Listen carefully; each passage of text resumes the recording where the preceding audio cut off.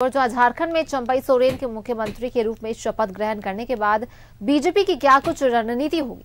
भ्रष्टाचार की वजह से हेमंत सरकार को जाना पड़ा और वर्तमान में बनी सरकार भी वही गलती की पुनरावृत्ति करती है, तो इसका विरोध फिर करेंगे। इस पर नेता प्रतिपक्ष अमर कुमार बावरी से बात की हमारे संवाददाता राकेश कुमार ने।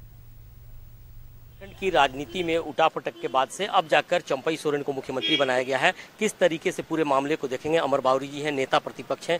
अमर बावरी जी, किस तरीके का माहौल बना और इस तरीके के माहौल में एक बार फिर से चंपई सोरेन को मुख्यमंत्री बनाया, किस तरीके से देखते हैं इसको? भ्रष्टाचार के गंभीर आरोपों के बाद एक 4 साल की बहुत ही अलोकप्रिय सरकार, असफल सरकार की विदाई हुई और आज माननीय चंपई सोरेन जी ने मुख्यमंत्री का शपथ ग्रहण किया है।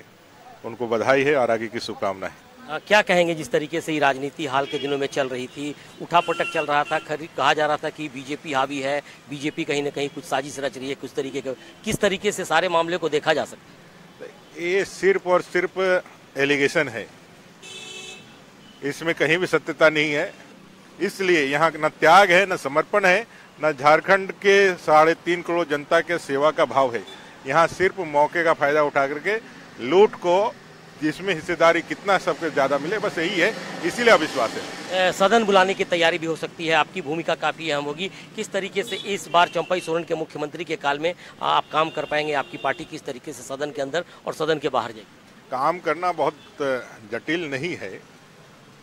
अपने 3.5 करोड़ जनता का विषय है और एक जनता के आंदोलन से, जनता के लगातार मुखरता के कारण और भारतीय जनता पार्टी के नेतृत्व के कारण नहीं, जो भ्रष्टाचार के खिलाफ जो जनमानस बना और उस पर जो कार्रवाइयां हुई, उससे एक सरकार को जाना पड़ा।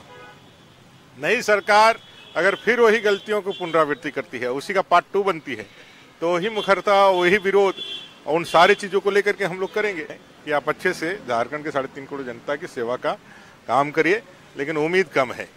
तो तमाम चीजें, और जिस तरीके से कहीं ना कहीं चंपई सोरेन मुख्यमंत्री बने हैं और उसके बाद से बीजेपी की क्या स्ट्रेटेजी होगी, इस पर भी लगातार कई चर्चा हो रही है। और अब देखना है कि इन सारे मुद्दों को लेकर जो मामले बार बार चलते थे झारखंड को लेकर के, उसमें बीजेपी का सदन के अंदर और सदन के बाहर क्या कुछ रुख हो पाता है। सहयोगी कौशल के साथ राकेश कुमार, न्यूज़ 11 भारत, रांची।